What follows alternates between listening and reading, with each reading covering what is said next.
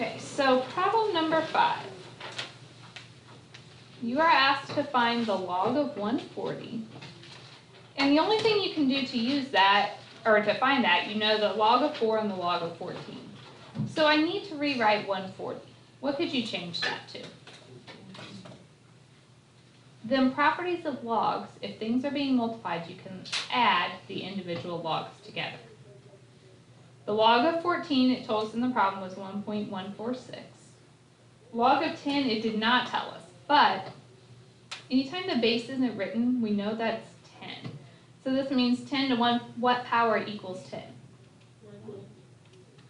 So it's 2.146. Number 6. All right, so I have two things being divided. How do we break those apart? Subtraction. So it's the log of 14 minus the log of 4. Log of 14 is 1.146 minus the log of 4 is 0.602. So then if we subtract those, we get 544.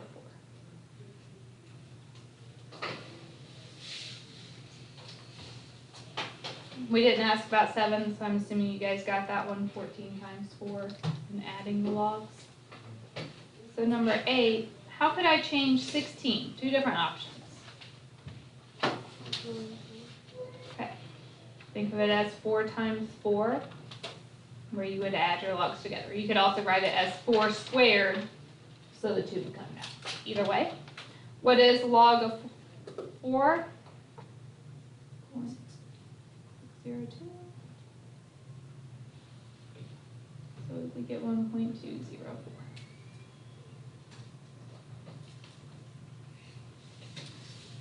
All right, so those questions are really just checking, can you use the properties of logs to evaluate? Are there any questions there?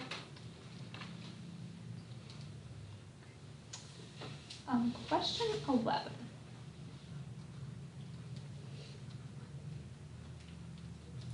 Right. Anytime we are solving an exponential or a log, we can only solve them if there's a single exponential or log on the side.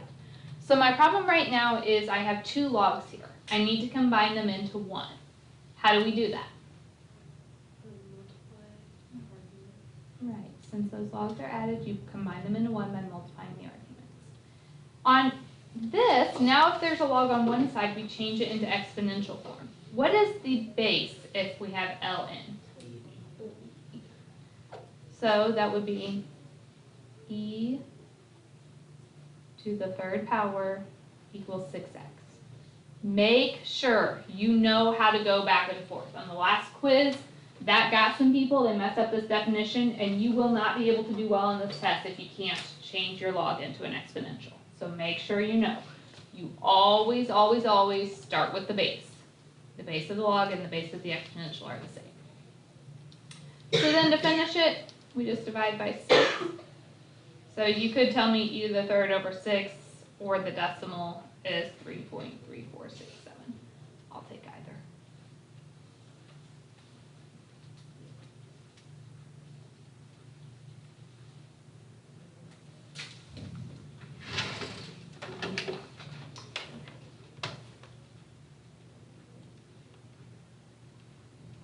The next one.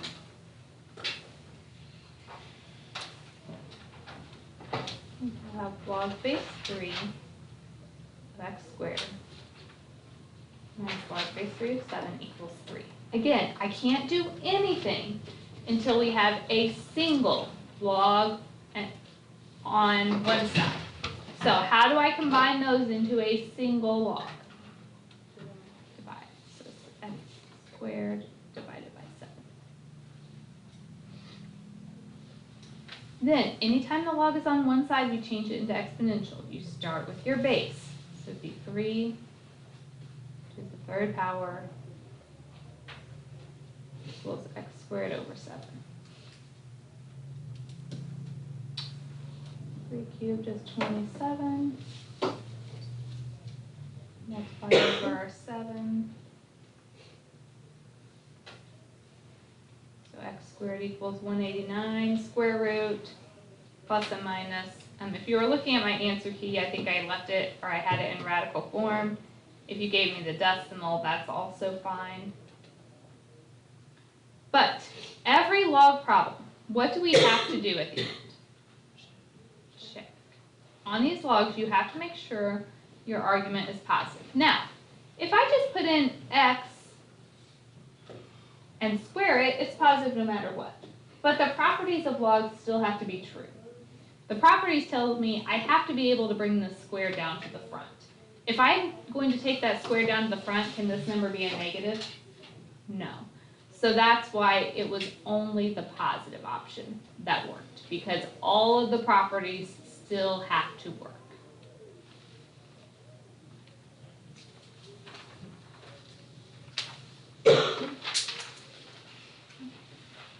Any other questions on that first page?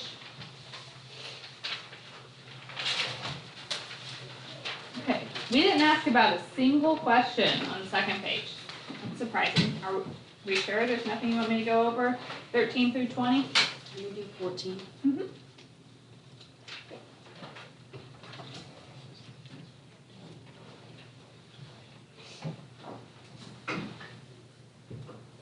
Okay. If you notice, we have 3's on both sides. A square root is the same as what power? So this is exponential. My base is only written once on each side. If it's only once on each side and it's the same, you can drop it.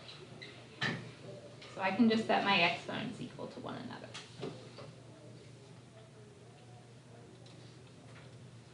All right, we probably don't like the fractions, so we can multiply by 2. So we get 2x squared plus x equals 1.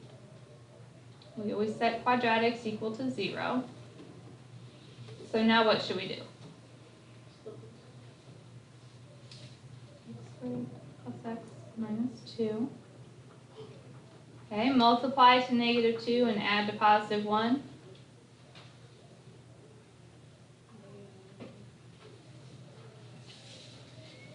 We have to divide the 2 back. So we get 2x minus 1, x plus 1 equals 0. If we set those to 0, we get 1/2 and negative 1. The problems, you can always check. The ones that you have to are the problems that have a log in them. So exponential, the base, or the exponent can be positive or negative. It's just with the log that the argument is positive.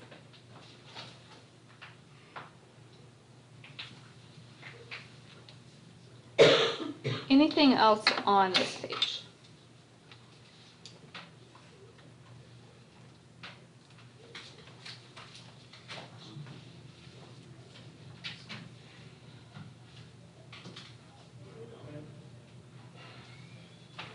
So problem 21. In the interest problem, I would give you the formulas. How do you know which formula to use? It's compounded continuously. Good.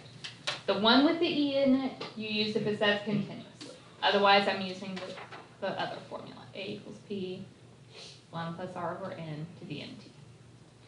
All right, so it says find the present value. What variable is present value? P. So I'm finding p of 15,000. So 15,000 has to be my A. Invested at 2.34%. That's my rate. How do I put that in my problem? Compounded monthly. Monthly is how many times a year? For 42 months. T has to be in years. So to change 42 months into years, divide by 12 and you get 3.5. All right, does everyone understand how I got that information? Yes. Will we have the formulas on the test? Yes.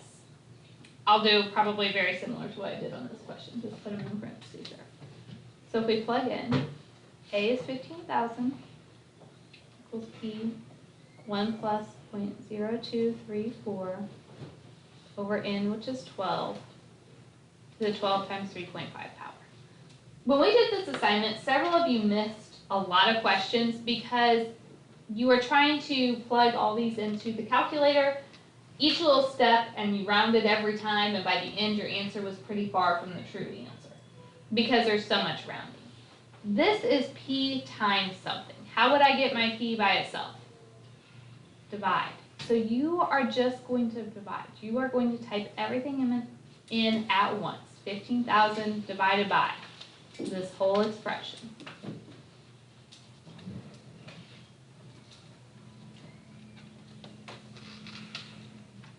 Why don't you, how about everybody tries that to make sure you can plug these in.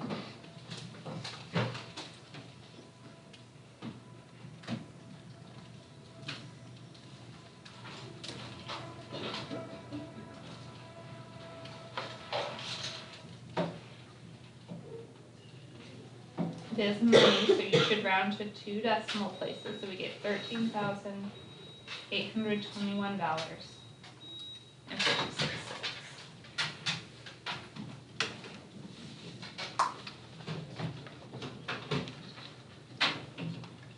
If you get confused on those, I recommend making a list of your variables, what information you have, writing that down, just like we did here, and then you can plug it into your formula.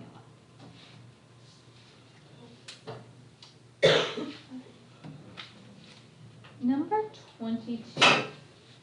There are 2 different ways we can solve this problem. I want to know if this function is 1-to-1.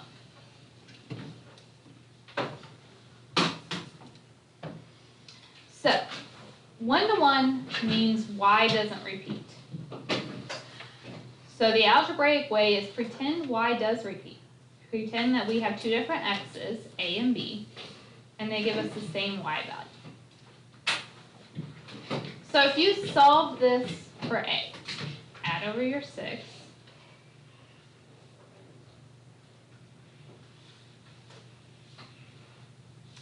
divide your 2. How do you get rid of a square? Anytime you add a square root, what do you have to put with it? I get a plus 1 equals plus and minus b plus 1. I can really stop right here. As soon as I have that plus and minus, what do I know? It's not 1-to-1. There's going to be 2 different values that work. So if you solve this and get a equals b, that's 1-to-1. If you get a equals plus or minus, that is not 1-to-1. That's the algebraic way. You could also use a graph. Now, we obviously don't have graphing calculators, but didn't we graph things like this on the last test? Yeah, it doesn't have to be a super precise graph. What does x squared look like? Parabola. Okay, what would the plus 1 do to my parabola? What's the minus 6 do? What's the 2 do? Stretch. So I'm just getting the skinnier parabola that's been shifted over. How does that graph help me? Yeah. If you can draw a horizontal line that hits it more than once, it's not 1-to-1. Okay, and then I asked, what does this mean? There is no inverse. Okay, we have to have 1-to-1 functions to find the inverses. So you'll notice, on that, I didn't tell you which way to do it, which means on the test, I'm probably not going to tell you which way. I'm just going to say, decide if this is 1-to-1. You can do the algebraic, you can do the graph, but be able to justify to me either way.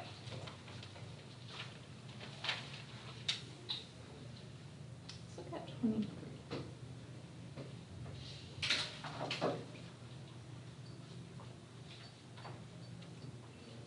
Okay, first step to finding an inverse, what do we do? Then what? Now I'm trying to solve for y. One issue that I've seen is people aren't multiplying by the correct thing here. You have to multiply by the entire denominator. You can't just cancel part of it. So those would drop. You get xy plus 2x equals 1. I'm solving for y, so subtract over my 2x, divide by x. Now that's my inverse, but notation-wise, how have I asked you to write it?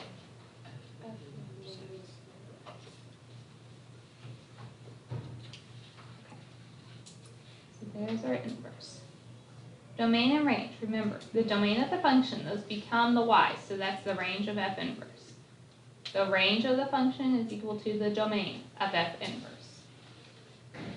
Domain, we spent a lot of time on that. The domain of function f. If you have a fraction, what's true? Denominator can't be 0. So x can't be -2. How do we write that?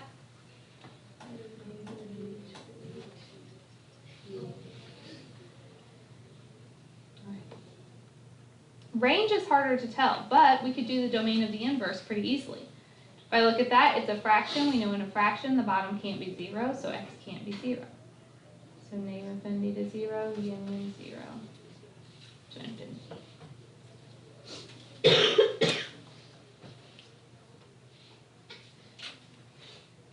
that one okay?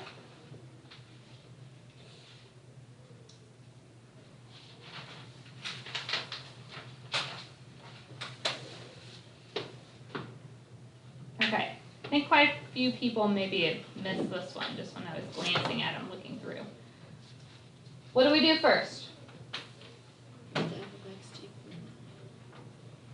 And then what do we do? So my y becomes an x, both x's become y's. So now I have to solve for y. You have to multiply by the entire denominator to get rid of it. So we get xy plus x equals y plus 2. I am solving for y, and I have y in two different spots, so we need to put those together. So I can subtract over my y, subtract over my x. Is everybody with me there? Now what do we do?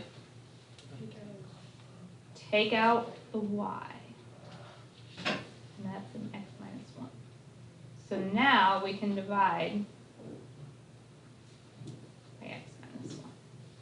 So our inverse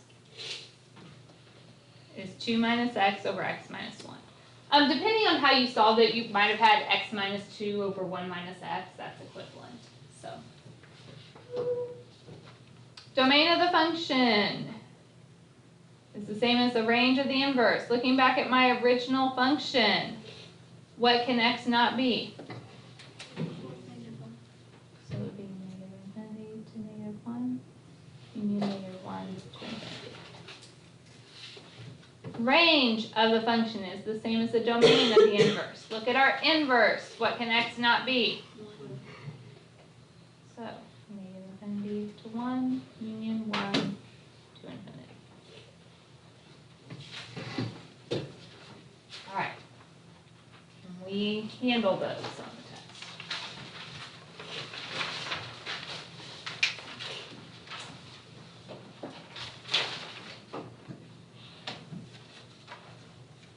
All right, on these graphs,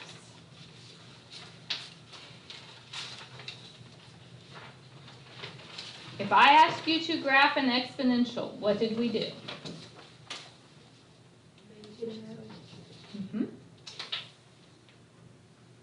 And we put in -1, 0, and 1 for the x. What's 2 to the -1? 2 to the 0. And 2 to the first. -1, 1/2, 0, 1, 1, 2. All right, will you do 2 to a power and get 0 for an answer? No. So remember, this has a horizontal asymptote. All exponentials have a horizontal asymptote. It is getting closer to that, but not touching it. What's my domain? And my range?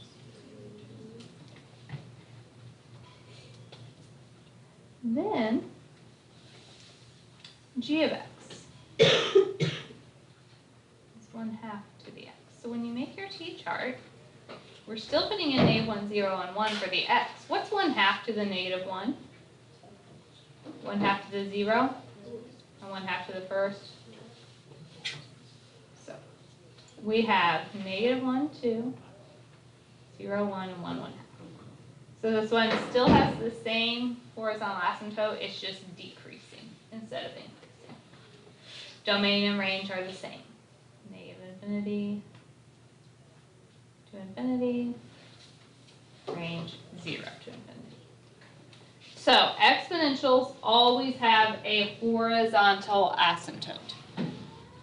Of course, we could apply transformations to this if needed. You can move it up, down, left, right, any of those things, using all of our rules that we have in the past. All right, is that one okay? So now let's graph the two logs in this question. Anytime you have to graph a log, what have I told you to do with it?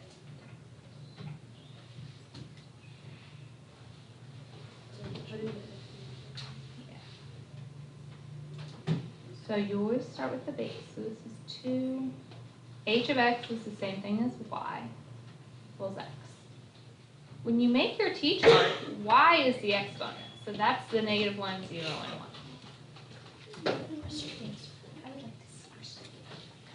So 2 to the -1.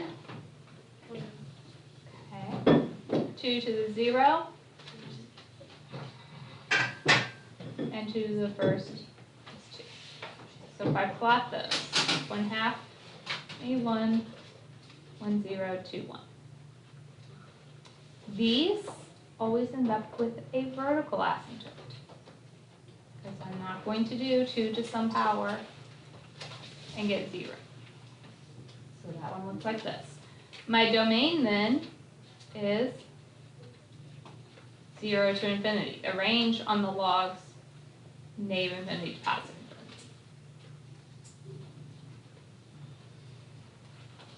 The last one of these. What would that be in exponential form? 1/2 to the y.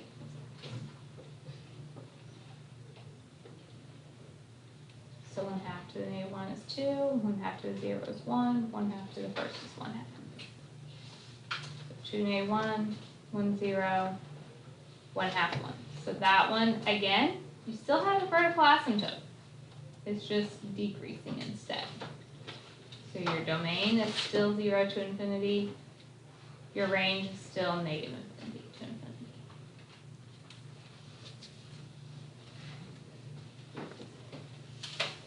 All right.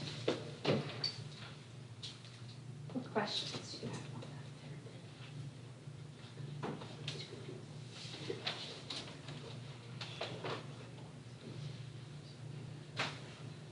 So we're okay on the graphs? Last few questions. Okay, expanding. This is asking you to break apart the log.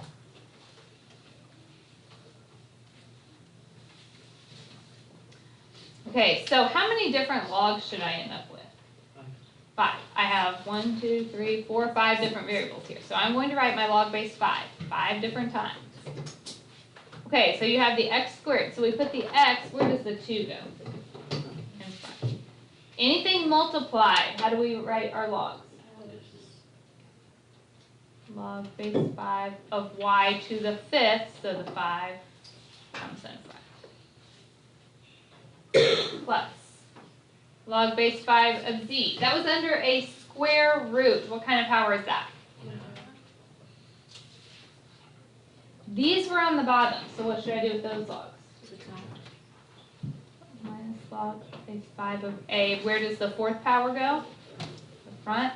The p is also on the bottom, so I'm also subtracting log base 5 of p to the 7th, so the 7 comes down. So expand. It's going to get long. Everything gets its own log. If you have things added or subtracted, can we break apart the logs? No, they have to be multiplied or divided. All right, problem 27. I'm asking you to go the other direction. Condense it.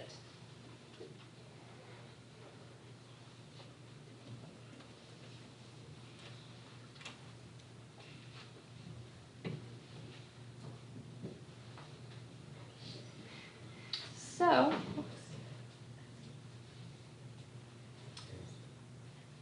first start with any coefficients. Those turn into exponents. So the 3 and the 4 and the 5 all come up. If I say condense it, that means I can only have one log on my answer. So we have an x minus 1 cubed. This one was minus, so it goes on the bottom. This one is minus, so it's on the bottom. So you can write it in the beginning or end, it doesn't matter. This one is plus, so it's on the top. So x minus 1 cubed times y to the fifth over x plus 3 to the fourth times x. You should have your log in front of that.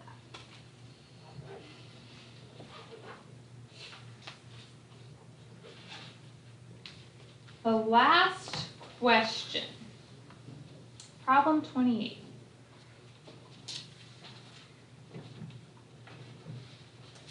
I asked for the domain of this log. Now, we didn't necessarily solve domain problems involving logs, but we talked about it on every single log equation we solved. When we got to the answer of a log problem, I told you check your answer. What were you checking? The argument had to be what? Positive. So whatever we're taking the log of has to be greater than 0.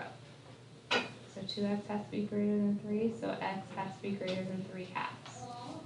So as an interval, that would be 3 halves to infinity. So we should know that with logs, that's a negative 3 halves, isn't it? Whatever we're doing the log of has to be positive. So that argument greater than 0.